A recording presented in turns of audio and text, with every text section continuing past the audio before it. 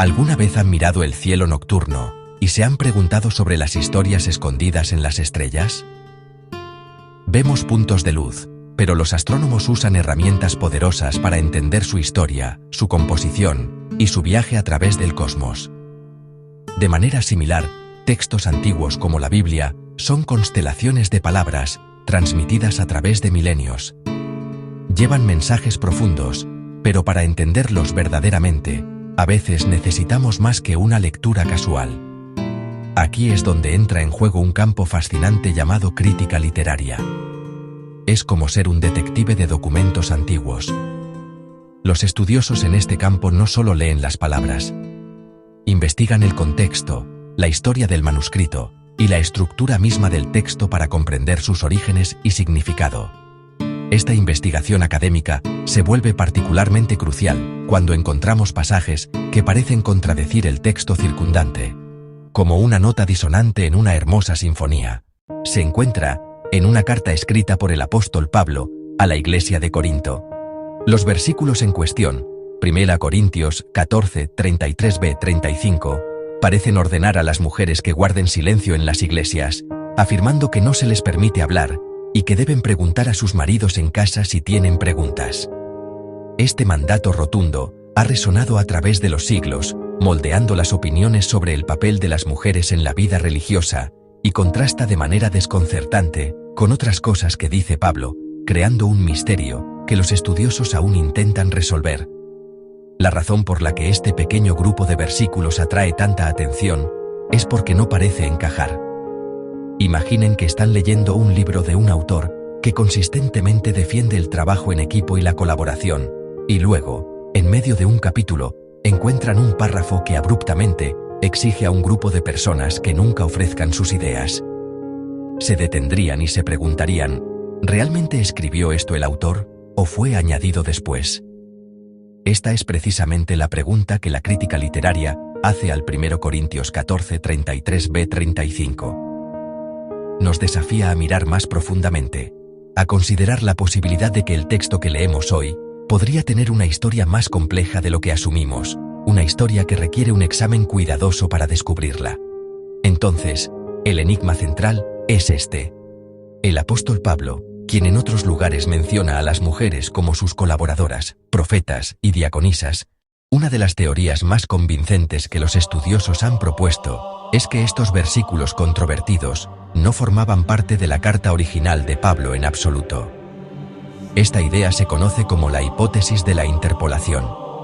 Una interpolación es simplemente un trozo de texto que fue insertado en un documento por un escriba o editor posterior, no por el autor original. Piensen en ello como si alguien añadiera una nota adhesiva en medio de una novela famosa, y con el tiempo, un copista confunde esa nota con parte de la historia y la escribe en el texto principal. Esto podría sonar extraño, pero en el mundo de la copia de manuscritos antiguos, donde todo se hacía a mano, tales adiciones no eran raras, ya fueran accidentales o intencionales. La evidencia de esta teoría es bastante sólida y proviene de los propios manuscritos. Cuando miramos las copias más antiguas que sobreviven del 1 de Corintios, encontramos algo peculiar. Mientras que la mayoría de los manuscritos tienen estos versículos en su lugar familiar, algunos muy importantes y antiguos los colocan al final del capítulo, después del versículo 40. Esta variación textual es una gran señal de alerta para los estudiosos. Es como encontrar diferentes versiones de una película, donde una escena clave está en dos lugares diferentes. Esto sugiere que los primeros escribas no estaban seguros de dónde pertenecían estos versículos, o si pertenecían en absoluto. Esta incertidumbre es una de las principales razones por las que los estudiosos sospechan que el pasaje era una nota marginal que luego se incorporó al texto en diferentes lugares. Además, los versículos interrumpen el flujo del argumento de Pablo. Antes de este pasaje, en los versículos 26 al 33a, Pablo está dando instrucciones para un culto ordenado, dirigiéndose a los profetas y a los que hablan en lenguas. Concluye diciendo, «Porque Dios no es Dios de desorden, sino de paz». En el otro lado de este fascinante debate están los estudiosos que argumentan que, sí, Pablo escribió estos versículos, pero los hemos malentendido durante siglos. Esta perspectiva sugiere que, en realidad, el problema no es un texto añadido, sino una palabra malinterpretada. La clave de esta interpretación reside en la palabra griega específica utilizada para hablar, que es lalein. Esta opinión sostiene que Pablo no estaba emitiendo una orden universal para que todas las mujeres guardaran un silencio absoluto en todas las circunstancias. En cambio, estaba abordando un problema muy específico que ocurría en la iglesia de Corinto. La palabra lalein, en este contexto, podría no significar hablar en general, sino más bien participar en un tipo particular de discurso disruptivo o autoritario. Entonces, esta interpretación sugiere que necesitamos mirar el contexto de todo el capítulo. Pablo está profundamente preocupado por el orden y la claridad en la adoración.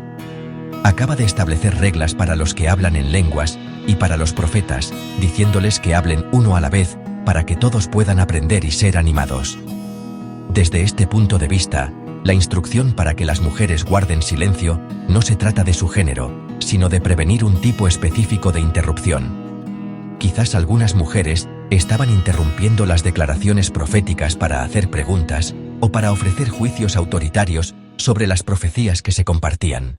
Durante generaciones, pasajes como el 1 de Corintios capítulo 14 versículos 33 al 35 se han utilizado para justificar la exclusión de las mujeres del liderazgo y los roles públicos dentro de la iglesia. La hermenéutica feminista, que es simplemente una forma de interpretar textos con una conciencia de las experiencias y perspectivas de las mujeres, aporta una voz vital y desafiante a esta conversación. No busca necesariamente desechar la Biblia. En cambio, a menudo utiliza las mismas herramientas de la crítica literaria e histórica para hacer preguntas difíciles sobre cómo se han entendido y utilizado estos textos. Para las intérpretes feministas, el debate sobre si este pasaje es una interpolación no es solo un rompecabezas académico. Es una cuestión de profunda justicia e integridad espiritual. Cuando una hermenéutica feminista aborda este texto, primero resalta el daño real que ha causado su interpretación tradicional. Señala, siglos de voces silenciadas, talentos no aprovechados. Para entender el debate en torno al 1 de Corintios capítulo 14, debemos escuchar no solo el texto en sí, sino también las otras voces de ese mismo periodo histórico. Cuando ampliamos nuestra visión, descubrimos una imagen vibrante de mujeres desempeñando roles esenciales en el movimiento cristiano primitivo. Estos ejemplos históricos no solo añaden color a la historia, sirven como evidencia crucial en el debate. Hacen más difícil creer que Pablo, o la iglesia primitiva en general, sostenían una visión monolítica de que todas las mujeres debían ser silenciosas y subordinadas. La realidad en el terreno parece haber sido mucho más dinámica e inclusiva de lo que un solo pasaje restrictivo podría sugerir. El propio apóstol Pablo nos proporciona algunas de nuestras mejores pruebas. En su carta a los Romanos, escrita aproximadamente al mismo tiempo que sus cartas a Corinto, elogia a una mujer llamada Febe, a quien llama diaconisa de la iglesia de Cencreas y benefactora de muchos y también mía. La palabra diaconisa, o diáconos, es la misma palabra que usa para los líderes masculinos. También saluda a Priscila, quien, junto con su esposo Aquila, albergó una iglesia en su casa y famosamente instruyó al elocuente predicador Apolos. A medida que navegamos por pasajes complejos y desafiantes como el del 1 de Corintios, puede ser tentador caer en una trampa, la trampa de la lectura selectiva. Esto ocurre en ambos lados de cualquier debate. Una persona podría sostener el mandato de que las mujeres guarden silencio como una regla absoluta e inmutable de Dios, ignorando convenientemente el elogio de Pablo a las diaconisas y profetisas. Otra persona, en su deseo de una fe más inclusiva, podría sentirse tentada a simplemente eliminar los versículos que no le gustan, como si pudiera tomar unas tijeras y cortar la Biblia. Ambos enfoques, por muy bien intencionados que sean, no tratan el texto con el respeto que merece. Comprometerse con las Escrituras de manera responsable significa que debemos resistir la tentación de crear un canon dentro del canon. Una lista curada de versículos que nos gustan, mientras descartamos el resto. La Biblia, en su totalidad, Es un registro de una conversación larga y a menudo complicada sobre Dios y la humanidad. Poesía sublime, leyes confusas, historias radicales de liberación. Pasajes profundamente preocupantes que reflejan culturas patriarcales y violentas. Para ser lectores honestos, debemos luchar con todo ello. Debemos sostener el elogio a Febe, la diaconisa en una mano, y el mandato de silencio en la otra.